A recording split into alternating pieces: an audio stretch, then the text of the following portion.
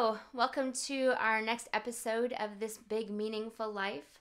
We use this as an opportunity to hear each other's stories and let those stories inspire our own stories.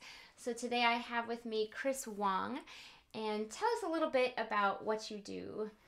What are you up to these days? Well, my current role is I help people get better at their work. I help people perform better. Mm-hmm. So what I do is I work at the Home Flow Wanderers, and I'm a senior trainer. And so what I do is I train staff at all levels. So direct care staff, I train managers, I coach, do a little bit of performance consulting, and I do that to help people get better at their job with the ultimate mission of improving the care for our families and children in Eastern Massachusetts. Yeah. And I know there's like a long journey to your story. So tell me, how has that evolved to where you are now? What's your story? Well, a long journey is, I originally wanted to be a doctor. I wanted to get into medical school. I couldn't get in, but while I was trying to apply and after college, I worked at a psych hospital, a psychiatric inpatient hospital with adolescents. Really enjoyed it. Mm-hmm. But I couldn't get into medical school, and I found that I really enjoyed that work. So I went to grad school to do mental health therapy, did that. So I first started working in the field at a residential facility, working with complex trauma and sex offending behaviors, which is a real eye opener, just real big cultural change for me. Coming from a family culture that never talked about sex, and suddenly now I'm working with sex offending behaviors. Wow. So I got a real deep education in trauma, complex trauma. Did a lot of work in suicide assessment and risk assessment, and things like that. Mm-hmm. And then I ended up working at Blue Cross Blue Shield in Massachusetts for 2 years. Uh-huh. And it was there what I really enjoyed was finding the ability to work with more people, having a bigger impact. Because, when I was working in a residential facility, we have like 30 kids on campus, but really I only have like 12 of them, or I work directly with 12 of them. Okay. So in a year, maybe I'm impacting 15 families. At Blue Cross Blue Shield, I was able to impact, 15, 20 families a day. Wow. So now I am in this role that I really enjoy of if I can help somebody walk away with a new skill that helps a kid or family, I'm impacting a whole lot more. Mm-hmm. If I'm able to help somebody get better, or if I'm able to help a manager get better at supervising and coaching and leading, improving the quality of the service all around. Yeah. And so in your work, I'm sure there's you've talked a little bit about some of the difficulties you're experiencing. What keeps you going in your work, right? You're talking about some really serious stuff. Yeah. When I was doing the mental health therapy, I think it was staying focused on knowing that ultimate mission of helping people get better and trying to figure out why they're doing what they're doing so I can help solve that. Some of the most impactful times is when I'd be working with a family and the mom or the dad or whoever the caregiver was would talk about some of the trauma that's been happening and how it's been affecting them. And I would internally be thinking, man, I can't believe I get paid to hear people's stories and hear all this intense stuff that they normally wouldn't share with other people. Mm-hmm. So for me, it was really impactful. And, I always found that to be a really, really serious and heavy responsibility. Yeah. Because they're trusting you with all this information. Right. So for me, that was helpful in those, really stressful times when things are going, off the chain and things are just going wild and nothing's working.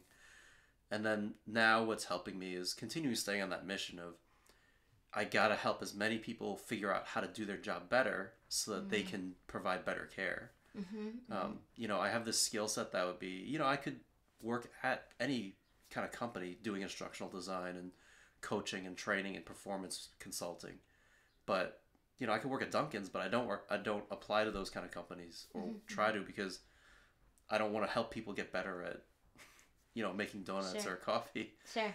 I want to help people get better at providing care and helping serve people who've been through trauma and helping children and families get better. Mm-hmm. And are there people that have been helpful to you along the way that kind of buoy you up or help give you skills that you didn't have? How have others come alongside of you? I think not growing up, but When I became a Christian in high school, I had these mentors that, and they're still my mentors to this day. But I think they've been helpful to bounce ideas off of when I couldn't get into medical school. It was great to talk to them to, reset me and go through that grieving process of losing one dream but finding a different dream. So having the mentors to bounce ideas off of, think things through. My wife has been helpful to just have a person to bounce ideas off of and think about how to do things better and how to not get too stressed out about what's happening at work. Yeah. My supervisor, when I was a clinician at the residential, she's been instrumental. She loves education, loves training, learning. And so it spoke to me because I love learning more about things. So, she would send us to conferences and trainings, and we would talk about journal articles. And really, she was helpful to really build in me that idea of ongoing learning, ongoing education. And just, she was such a wealth of knowledge about working because she's been in the field for decades working with sex abuse and trauma. And so just knowing what to do or knowing what direction to go in when I was stuck in a case. And then I think at Blue Cross Blue Shield of Massachusetts, they have this program called this career enhancement program. This is kind of this program you can go through that's like a few months at a time. And just the stuff I learned there about expanding my mind about beyond just direct clinical work to thinking about this bigger picture out there. So thinking about systems and thinking about just business needs and why business isn't necessarily a bad thing and why making profits aren't necessarily a bad thing. Sure. It's what you do with it, right? Right. So yeah, I've heard this a lot, right? my world has been nonprofit for a really long time, but every now and I've actually heard a couple things now, right? That businesses are looking more like nonprofits and nonprofits are looking more like businesses. So yeah. And Blue Cross Blue Shield of Massachusetts is a nonprofit, technically. And so that blew my mind, like, well, this is like, I don't think of it as a nonprofit, but it kind of blew my mind that it's okay to make profit because you need to be able to make profit to serve your mission, whatever it is. And whether people like Blue Cross Blue Shield of Massachusetts is a different debate altogether. But thinking about the idea that it's not a bad idea to make money. It's just how do you responsibly use that money and how do you responsibly use profits and how do you make that income? That's the question of how you do it. But it's not necessarily two separate things. And I think that's still sometimes I think there are people in the nonprofit world that think, no, we shouldn't be run like a business because, there's a negative connotation around that. Right. But really, it's as long as it's focused on how do I serve our mission better. Right. Like, and in this world, we need money to serve that mission. We can't just live on goodwill forever. And so even I was hearing you talk about medical school. So was that the first dream of how you were going to help people? Was that the first guess idea? So, yeah. I guess so, yeah. I mean, when I was a young kid, that's all I ever wanted to be. I didn't want to be anything else except a doctor. Which makes Chinese parents super happy that you want to be a doctor. It's great. So I wanted to be a doctor, and that's all I ever wanted to be. So when I couldn't be a doctor, it was an incredible, loss of a dream. Like, I wanted this for a long time, and I just cannot get to that point. Yeah. And now you're in all this work where your heart is involved. And yeah. So it's good that you have supports. Supports are important. Yeah. When the heart is involved. So if you were to look back and give something to your younger self, if you're going to tell your younger self something, what would it be? Don't get a psychology degree. Oh man, that was my next thought. A psychology undergraduate degree. And I'm sure people will really disagree with me on this. I think it's a really not a useful degree for what you want to do in life. Because if you want to be a therapist, you need to get a master's degree anyway. And a master's degree, you'll learn those skills. Okay. Because in my graduate school program, we had people who had a math degree that came through and an engineering degree. Like, you could have anything and still do this work. Okay. But a psychology undergraduate degree doesn't prepare you to do anything. Sure. I didn't have any new skills. Like, the best I could do was work at a psych hospital. I could work in a kitchen. I could work in, like, other jobs, but I can't do bigger things. And what is the master's degree? My master's degree, so I got a master's degree in mental health counseling and behavioral medicine through Boston University School of Medicine. Sounds like a great degree. Oh, it was fantastic. So it was fantastic. Really expensive degree, and I wish I had thought more about that beforehand. But in terms of the education, thinking about the people who helped me, I think the staff, the professors there, incredibly instrumental, because it's a smaller program. There's only a cohort of like 30 students when I was going through there. So they could provide a lot of special help, a lot of individual guidance and mentoring. So the stuff I learned about the field and how to position myself, they're a fantastic program. And I think if people have the means, or even if you are able to apply for funding, grants, scholarships, I think whatever you should do, I think that's a fantastic program to get there. And it's so rigorous compared to other licensed mental health counselor programs. Because they're part of a medical school, they can do a lot of that science and thinking about science and research and thinking about evidence-based practices. And I think they were a fantastic program for anybody being in this field. Okay. That's really good information.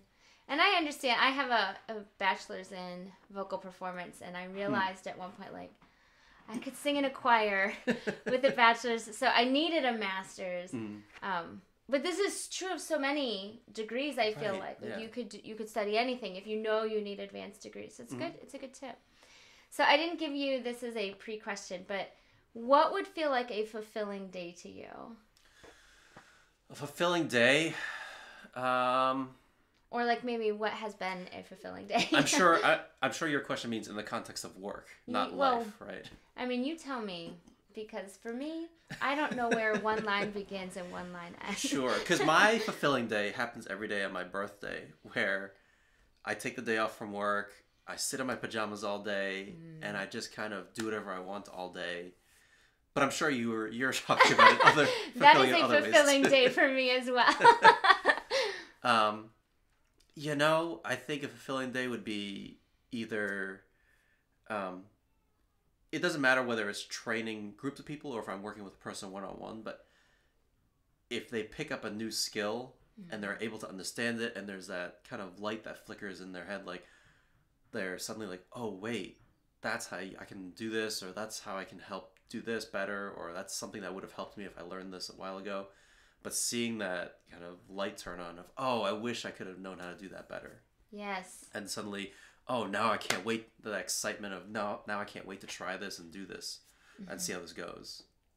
That does sound like a fulfilling day. Yeah. I like those days too.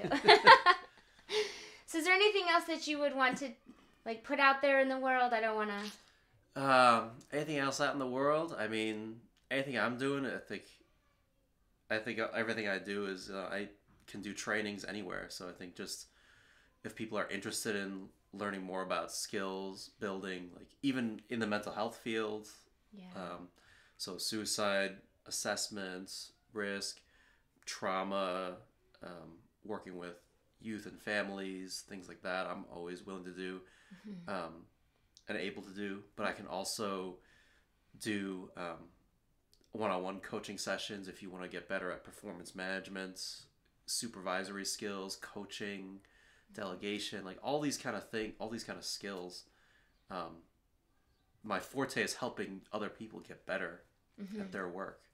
So I can work with you one-on-one. I can work with groups to help them learn skills at a one-time shot, or I can help you figure out how to do, if there's some kind of system going wrong in your team or your organization, I can help you kind of brainstorm about what's going on and try to figure out paths forward, things like that.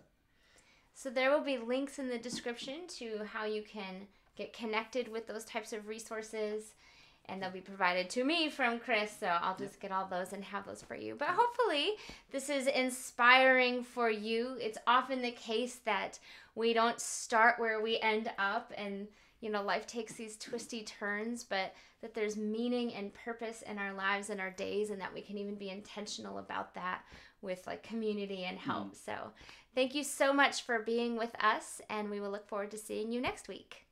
Bye-bye.